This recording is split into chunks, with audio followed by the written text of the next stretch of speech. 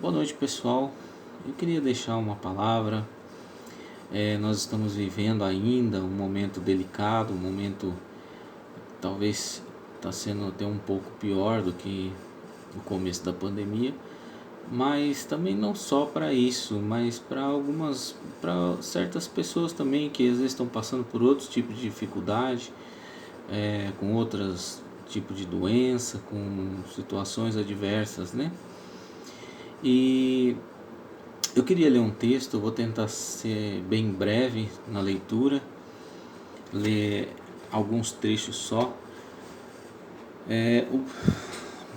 Eu queria começar aqui no livro de Gênesis, capítulo 31, versículo 3, que diz assim: E disse o Senhor a Jacó: Torna a terra de teus pais e a tua parentela, e eu serei contigo.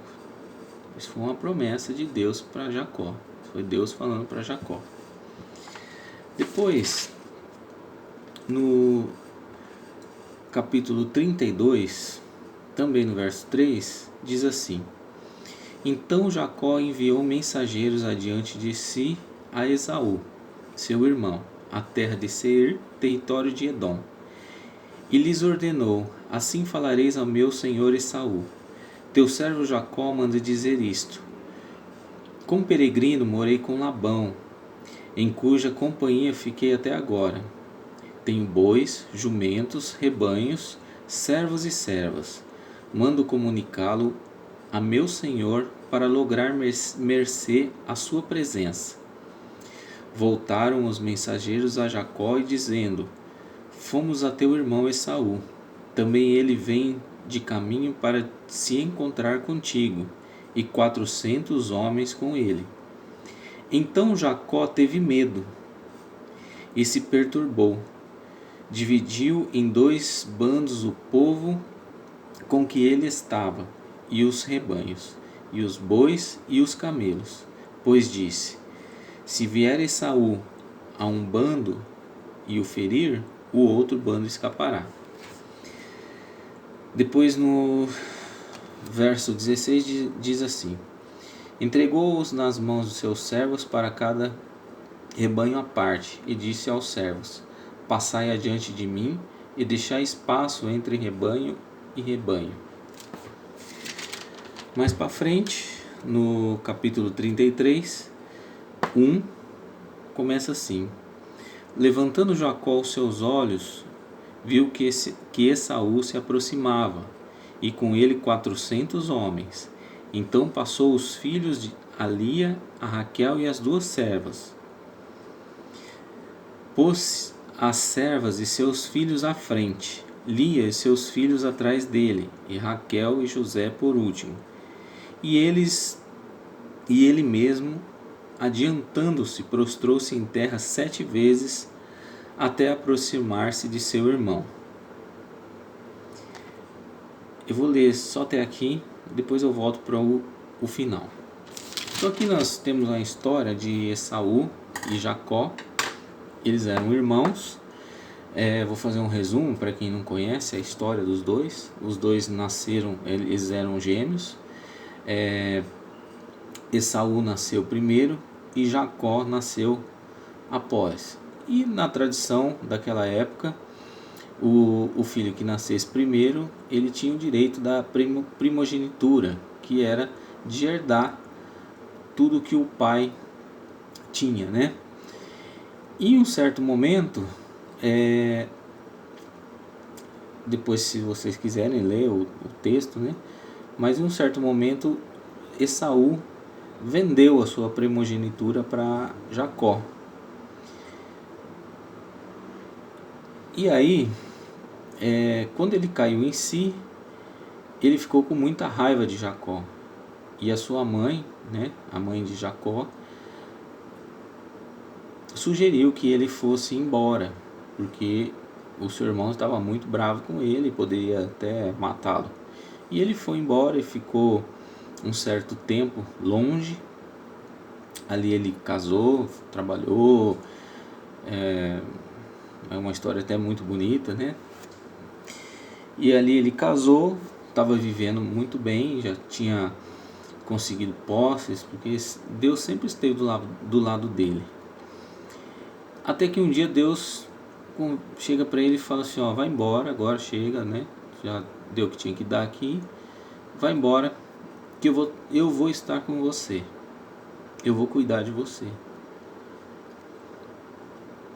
E Jacó, como um ser humano, né, como um homem, obedeceu. Um homem conhecedor da palavra, acreditava em Deus, tudo, obedeceu o que Deus tinha falado para ele. Só que obedeceu do jeito nosso, né? Do jeito nosso, a gente crê descrendo, né?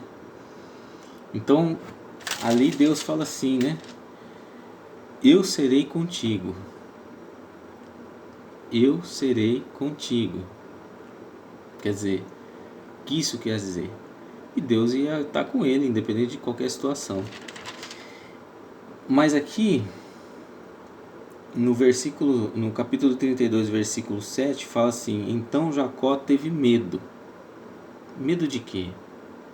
Ele sabia que ele tinha saído da sua terra com uma ameaça do seu irmão de matá-lo. Então ele tinha medo. E eu imagino como foi essa volta dele. É diferente de quando a gente está passeando, né? Você está de férias e aí você pega, ou mesmo você mudou da sua cidade natal, foi trabalhar fora, e aí se você resolve voltar para rever sua família, seus amigos, né?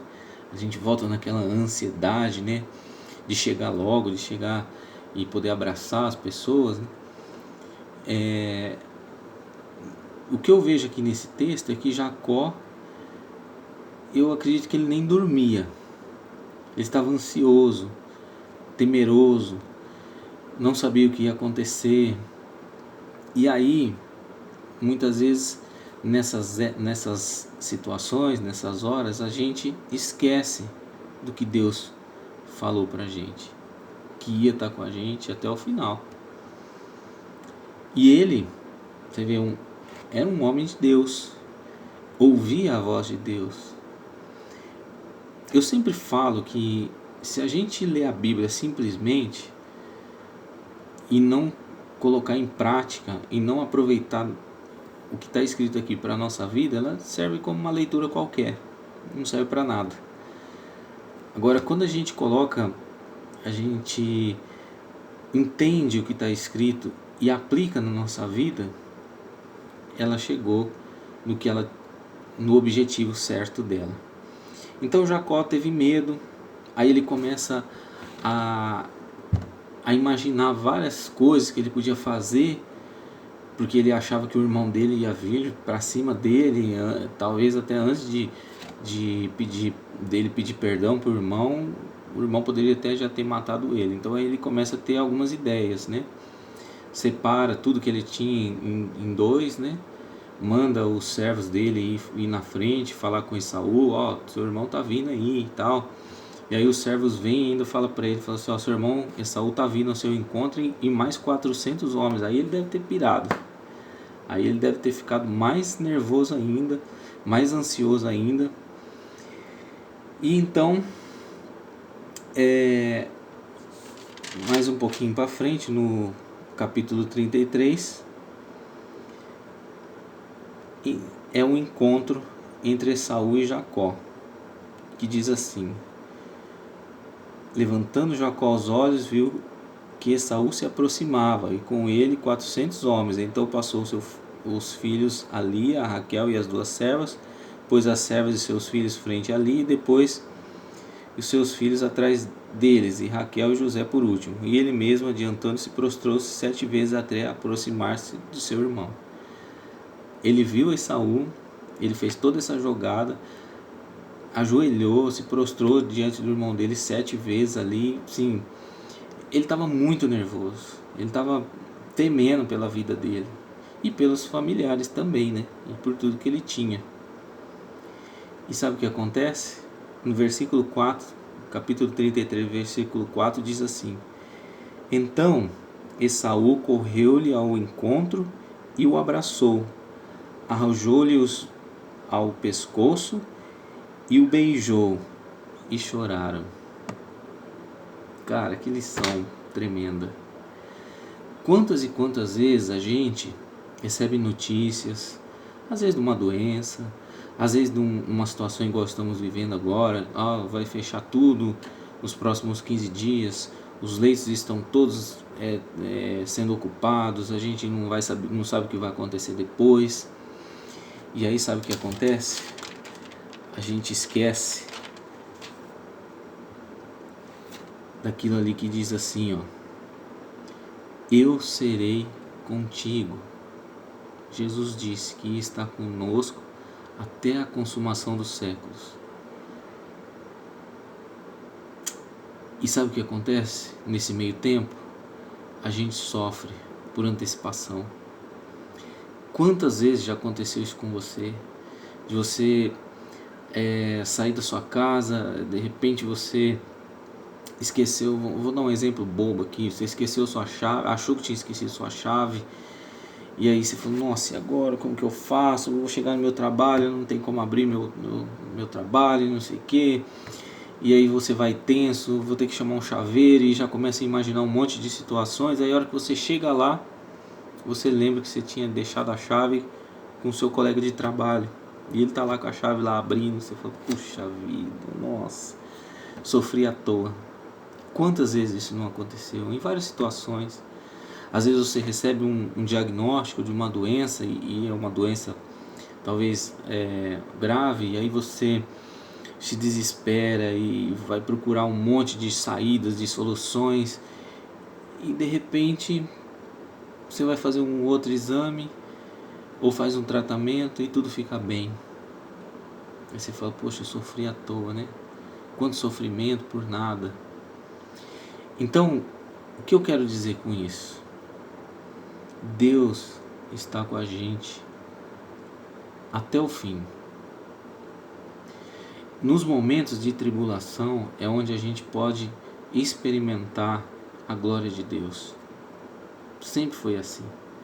Deus nos deixa às vezes passar por situações, mas Ele sempre tira a gente das situações. Eu queria que você tomasse essa lição.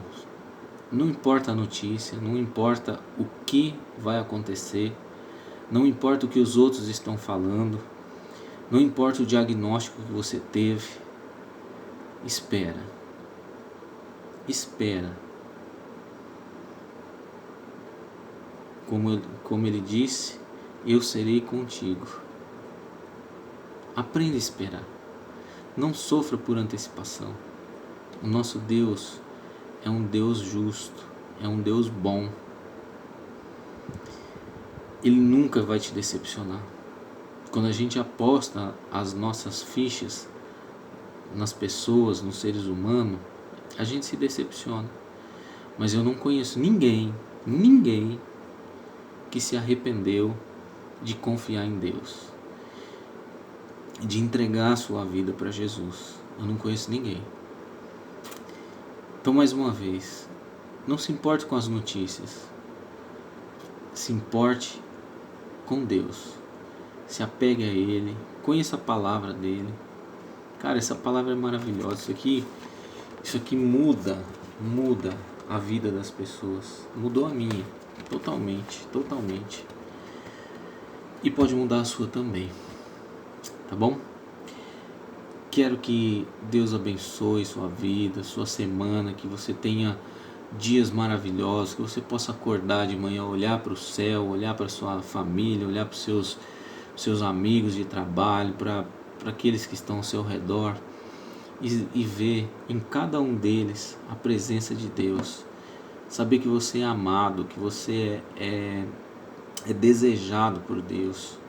Tá bom? Fiquem com Deus e até a próxima.